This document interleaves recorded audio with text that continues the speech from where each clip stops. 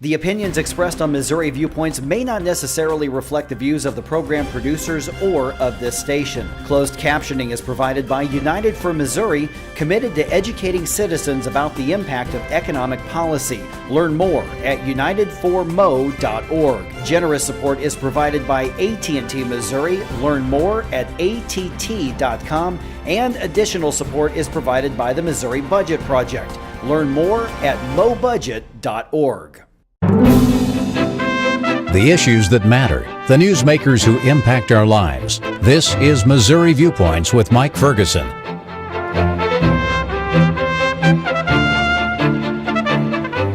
It is seldom a good thing when the law, our courts, and families are all involved in a case.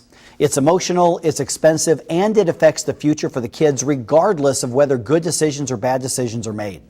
Hi, I'm Mike Ferguson. Thank you for being a part of Missouri Viewpoints. We are coming to you from the Lindenwood University campus in St. Charles. If you think family courts and juvenile justice do not affect you, think again. And it's not just about the cost of the system. In about 15 minutes, we get a look into the current state of our juvenile justice system. What needs to change, if anything? We'll hear from the Missouri Juvenile Justice Association. Let's get started closer to home for, well, many of us. If you haven't been through a divorce yourself, you know someone who has. I pretty much guarantee that.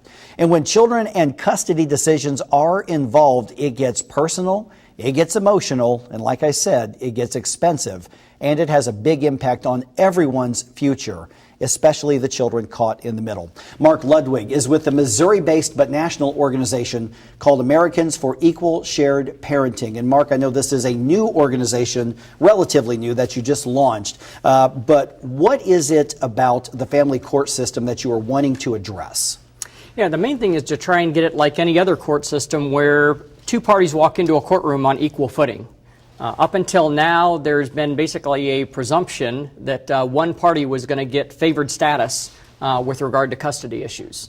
And I just believe that a child should have access to both parents as long as they're fit, willing, and able. We want to make sure that children are protected from abusive situations or neglectful. But barring anything like that, and to be honest, no one knows that until they walk into the courtroom. So what we're trying to do with Americans for Equal Shared Parenting is get what's called a rebuttable presumption, presumption of 50-50, but it's subject to a rebuttal based on 8 different determining factors. Okay, so just to kind of put it in layman's terms, what you are wanting to presume is that walking into a divorce and a custody situation, each parent would be presumed to get equal amounts of custody. Exactly. And to be honest, it's from the child's perspective. In my mind, it's not about mother's rights, it's not about father's rights, it's about the child's right to have equal access to both parents that they love.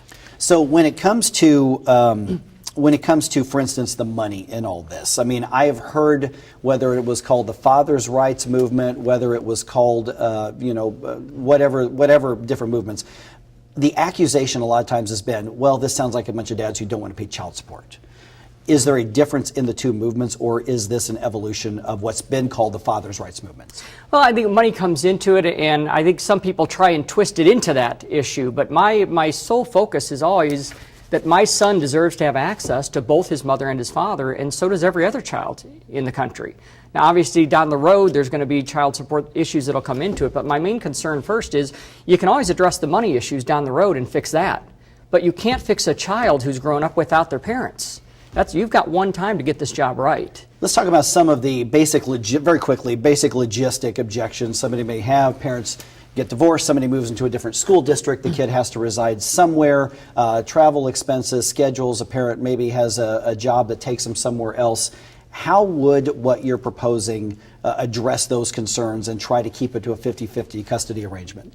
Okay, in an ideal scenario, we're talking about primarily parents that live within 20 miles of each other. Sure. We do realize if parents live out of state, we're not going to be able to do a week on, week off type situation. But for the overwhelming majority of the situations, the parents live within 20 miles of each other. So if that's the case, then I would have no problem at all driving my son if I got a chance to see him every single morning during those weeks, to take the extra time to drive him to that school. And I know people tell you, as you say, that's one argument that people bring up, and I respect the argument of, well, gosh, it turns them into a suitcase child. But my attitude is, if a child can take time away from their parents to go to school every day, how is that any different than a child spending equal time at night with both of their parents? And I think that quality time bonding with both their parents, because especially I think of for a child, if a child only gets time to do their homework with one parent and only gets to be able to come home from school and see that same parent, where's the bond going to end up with the other parent in that relationship? We are visiting with Mark Ludwig, who is with Americans for Shared, let me get the term right again, Americans for Shared Custody. Americans for Equal Shared Parenting. Equal Shared Parenting, I apologize. That's okay. So new organization right there. Talk about the impact on the kids. You just referenced that a second ago. And in many cases, a child primarily resides with one parent, another one has essentially visitation rights. I've been through a divorce, and mine was kind of the exception to the rule, where I ended up with 100% custody, and my now ex-wife really wasn't a factor for most of the years, but that's highly unusual, and I understand that. When a marriage breaks up, obviously something went wrong. I think a lot of times we have the presumption that, well, we need to find out who's most fit, and that person then is the primary custodial parent, and then the other parent has managed visits.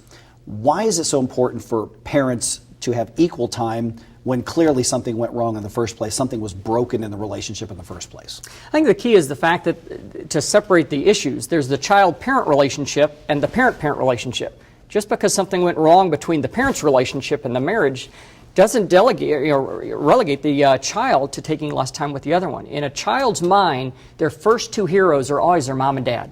When I grew up, I loved spending time with my mom, and I couldn't wait till my dad got home from work every day. And every child is like that. And unfortunately, when you take one of those parents out of the relationship, study after study has shown that society is paying the price.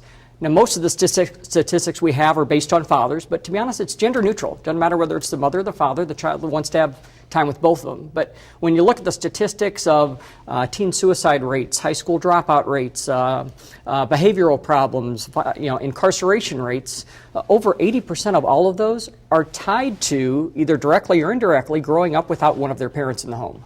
Now, even before formally launching the organization, you've actually had a bill pass in our state. Kind of assess the state of our family court laws when it comes to custody right now, in your opinion, and is there anything you'd like to see reformed or changed moving forward?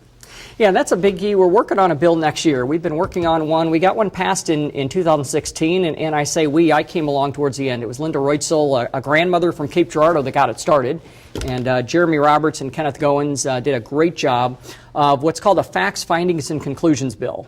And what that says is a judge doesn't have to start out the case with 50-50, but if they do for any reason sway too much one direction or the other, they have to address written facts, findings, and conclusions on 8 factors of why did they give one direction or the other. So it basically swung the pendulum. Up until then, the standard in Missouri was pretty much every other weekend and time on Wednesday nights. And now the pendulum has been swung quite a bit. What we're pushing for in 2018, and I believe we're going to get past, pretty much all the eyes of the country are on Missouri right now. I mean, we had 25 bills across the country last year, and every one of them in one way or another referenced Missouri. But we're wanting that, what I call 50-50 rebuttable presumption that says two parents walk into a courtroom, until we know facts, they should be equal. Now, once we know facts, if they're unfit or unwilling or unable or neglective or abusive, then we can swing the pendulum one way or the other. Okay, we just have a moment or so left. There's a lot of parents out there. When you get into that situation, it is just paralyzing with fear and anxiety and anger and all the emotions. If somebody wants to be in touch with you to learn more about what you're doing or just to have questions, what's the best way to do it? Yes, we have a website up and a Facebook page, Americans for Equal Shared Parenting. Very active on the Facebook page, especially with my trip to Washington recently.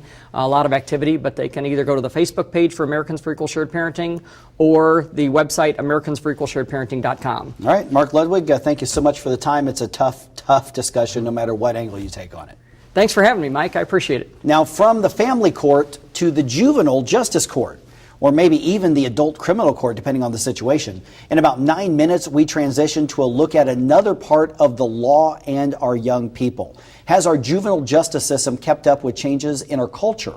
We'll hear from the Missouri Juvenile Justice Association. Before that, making Missouri agriculture more. State Ag Director Chris Chin explains what that means in this week's Positively Missouri feature here on Missouri Viewpoints.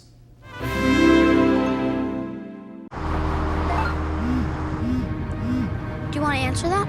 Nah, I'd never with a kid in the car. It's okay. I'm not here.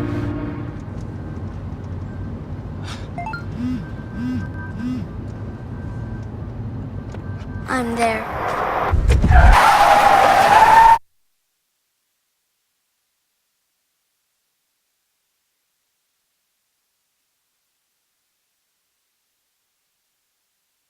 Late last year, I made a change, and I constantly get asked the same question.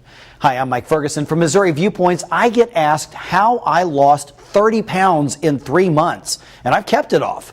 I'm healthier now, and if you're ready to make a change like I did, I want to send you a free sample of the nutrition that's working for me. Just email morewithmike@gmail.com and I'll send it free and with no obligation. That's morewithmike@gmail.com.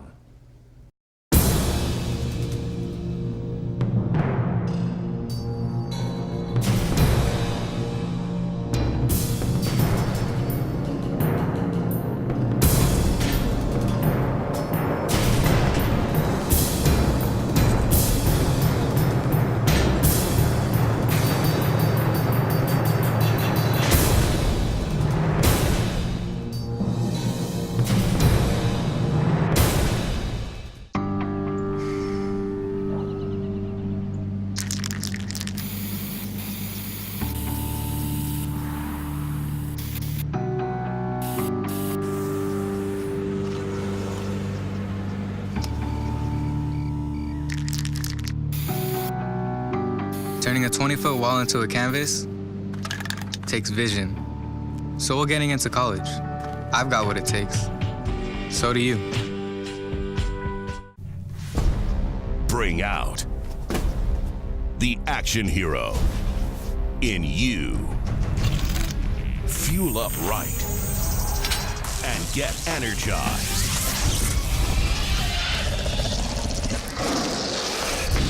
Be part of the greatest action movie ever. The first movie that puts you in the action. Show us how you train and eat like an action hero. Join in at actionheroalliance.com. The juvenile justice system is supposed to help young criminal offenders get back on track before they become adults. Is it measuring up, or do we need to make some changes? We'll hear from the Missouri Juvenile Justice Association in about 6 minutes. Right now, here's a viewpoint on another issue impacting our state. This commentary is provided by United for Missouri. We hear a lot about tax reform these days, but so far have seen very little. Missouri continues to rank near the bottom of the list when it comes to personal income growth. It's time for that to change. It's time for the state legislature and governor to enact real tax reform that allows you to keep more of your paycheck. Tax cuts for everyone and simplifying our tax bracket structure creates an environment that rewards work, not punishes it.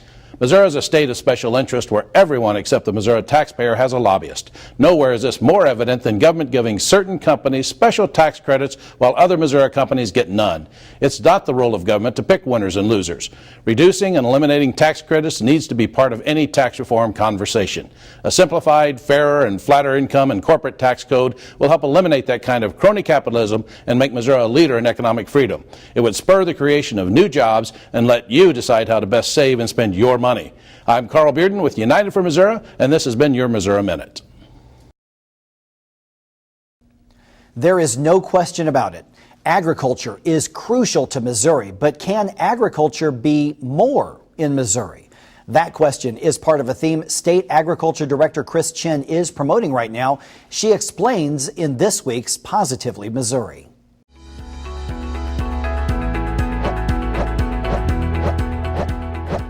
Hi, I'm Chris Chin, Director of Agriculture. And I'm Garrett Hawkins, Deputy Director here at the department. And we're here to talk to you today about MORE.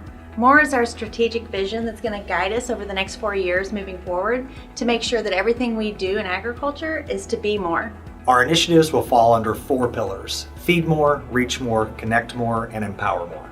So feed more. What will it take to feed one more person? The Missouri Hunger Atlas shows that 1 in 5 Missourians are food insecure, and we want to make sure that farmers and ranchers have an important seat at the table to making sure that we can meet that need and make sure that no family goes hungry. Reach more. What will it take to reach one more consumer? As farmers, you all are the best advocates for what you do every day, and with your help, we can help rebuild trust in food decisions. Connect more. We want to make sure that we connect the very last mile in rural Missouri. We want to make sure that every farm and ranch has access to high-speed internet. We want to make sure that we can have strong vibrant rural economies to bring our kids back home to use the technology that's available for us. But it doesn't stop at the farm gate. We want to make sure that the businesses in our rural communities, as well as hospitals and schools, have access to high-speed internet as well. And finally, empower more. With the question, what can we do to help you do what you do best? And that's farm. First out of the gate is regulatory review. And we're hopeful that all Missouri farmers and ranchers and all who use the department's services will be engaged in that discussion. Just know that every day at the department, we will be asking the question, have we moved the needle? That'll be the metric that we use over the next few years to really decide if we have helped improve the quality of life for all Missourians. So follow us on Facebook and Twitter or on our website to learn more about what we're doing every day here at the department to move the needle. And we want to leave you with one question. What can you do to be more?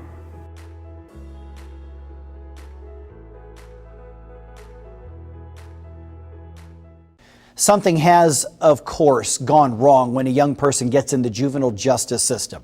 Are we doing the best we can for them and for the entire state with our system the way it is now? Or do we need any reforms and updates? Find out what it means to you in just over 3 minutes. Right now, here's a perspective on another issue impacting our state. This commentary is provided by the Missouri Budget Project. Many changes to Medicaid being discussed could put the fiscal and physical health of our state at risk. In Missouri, only the most vulnerable can access Medicaid. Nearly 2/3 of enrollees are kids, and another 25% seniors and people with disabilities. Medicaid is actually a great deal for Missouri taxpayers, too.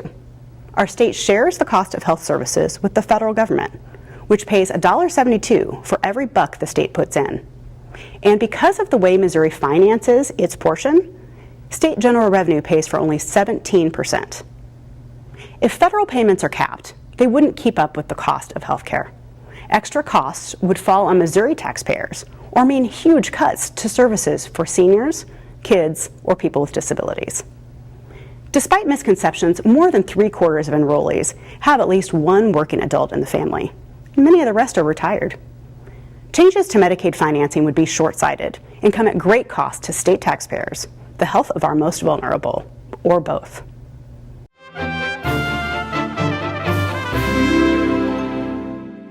When I'm working, things can get so hectic, so sometimes I need to find an easy way to express what's most important to me. Like with my crew, I use shorthand to tell them what I need. And when I need to talk directly to my fans, but the most meaningful shorthand of all is the one I use when I'm about to drive. #X. It's an easy way to tell everyone that I'm about to drive, and I do it every time before I get behind the wheel. Use #X to pause the conversation before you drive, because no text is worth a life. Late last year, I made a change, and I constantly get asked the same question. Hi, I'm Mike Ferguson from Missouri Viewpoints. I get asked how I lost 30 pounds in 3 months, and I've kept it off. I'm healthier now, and if you're ready to make a change like I did, I want to send you a free sample of the nutrition that's working for me. Just email morewithmike@gmail.com and I'll send it free and with no obligation. That's morewithmike@gmail.com.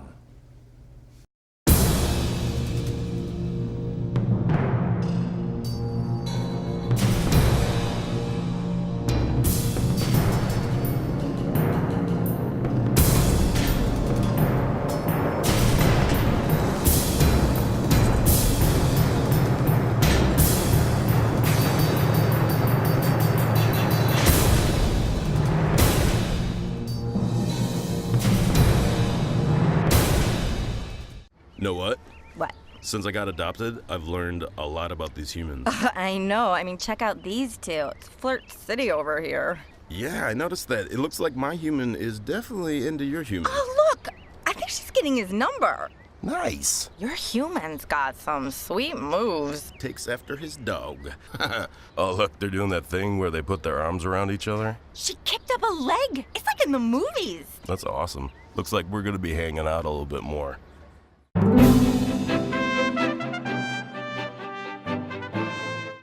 Kids will be kids, right? Well, yeah, but sometimes that goes too far, and sometimes it's not just kids being kids. It's behavior that results in minors dealing with the courts, and there could be any number of reasons for that. Thank you for staying with us on Missouri Viewpoints. I'm Mike Ferguson. Now, whether you have children or not, the state of our juvenile justice process affects you in some way. Joining me now to explain is Rick Gaines. He is the Chief Juvenile Officer for St. Louis County. Rick, thank you so much for the time. And when we talk about juvenile justice system, this is one of those issues where I think a lot of people just kind of emotionally or mentally disconnect because, well, my kids don't get in trouble, or I don't have kids, they're already out of the house. Why should we all at least pay attention to what's happening in the system?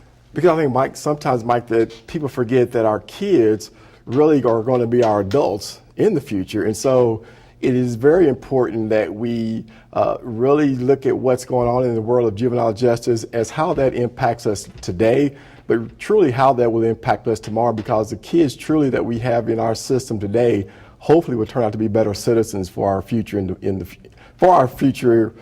as they move forward in the social justice system. It's important that these kids really have a positive impact as to how they might be able to impact their own jurisdiction, their own town, their own city. And so we really want to put a lot of emphasis on how we do our work moving forward to try to improve outcomes for kids. Now, I suspect, having not been involved in the juvenile justice system in a different way, that for every 100 cases, there's probably 100 completely different sets of circumstances that brought that child into that system. Right. Is there an overall goal or structure that you want the impact to be on all 100 of those, figurative kids? Yes. What we try to do is in our world is try to build, I call it competency for kids. And so that means to me, how can we interact with kids in the juvenile justice world that gives them an opportunity to learn, really having teaching moments for the staff that really work with kids, but having kids have a learning moment as to their offenses that they've been brought to the court for. And so a lot of the work you hear in the juvenile justice world is talking about best practices, best outcomes. We look at our data, but we really want to have kids have a better competency ability so that when they get involved with us, have we given them the actual tools to be to make better decisions, to have better outcomes for themselves, and how that impacts not only them as an individual, but how that impacts their community, because community safety is also part of the discussion that we have in working with kids in our juvenile justice world. Now, you are a part of the collaboration that is the Missouri Juvenile Justice Association. Obviously, you're, as we said, with St. Louis County. There, I suspect, are juvenile justice officers around the state involved in MJJA. Why is it important to have multiple organizations and multiple perspectives work together when it comes to a statewide juvenile justice process, and not just leave it with the courts and with parole officers and things like that? We call them stakeholders. And to me, stakeholders really impound the work that the juvenile justice system really does. And so Missouri Juvenile Justice Association, being one of those stakeholders, really not only do they have the voice for the kids that we're working for, the families that we're working for, but also the professionals that actually work in the juvenile justice system. And so it's good to have a variety of folks who come to the table, the stakeholders, even the folks who may not agree on everything that we do in the juvenile justice system, but it gives us an opportunity to have a conversation.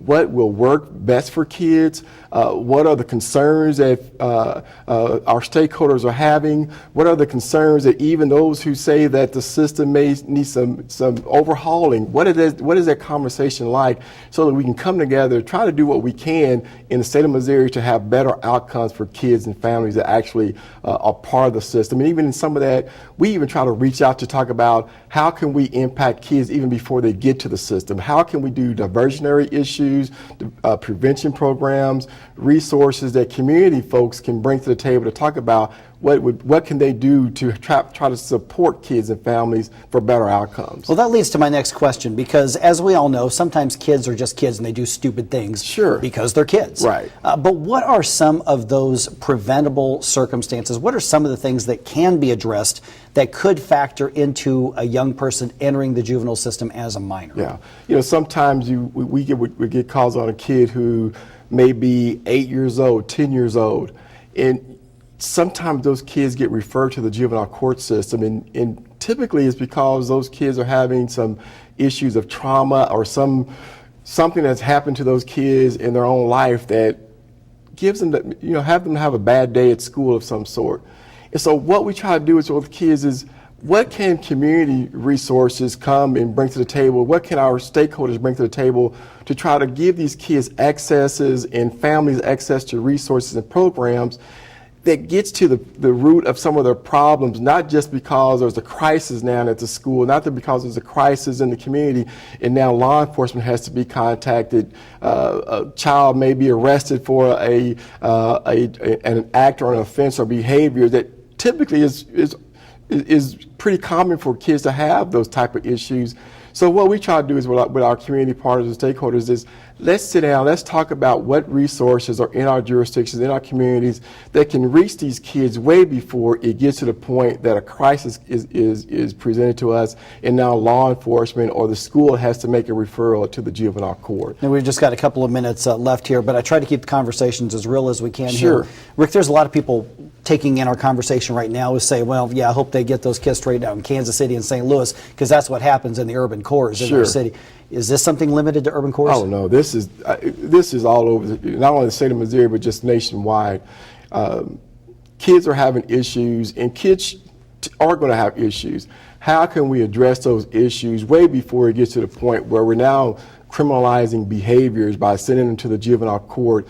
And to me, Mike, it goes into reaching out to community stakeholders, community partners, agencies that support a lot of the work that the juvenile court does. How can we get those kids and families to those resources way before a juvenile court referral has to be addressed? So you're in one of those jobs where ideally, in a perfect world, you'd work yourself out of a job.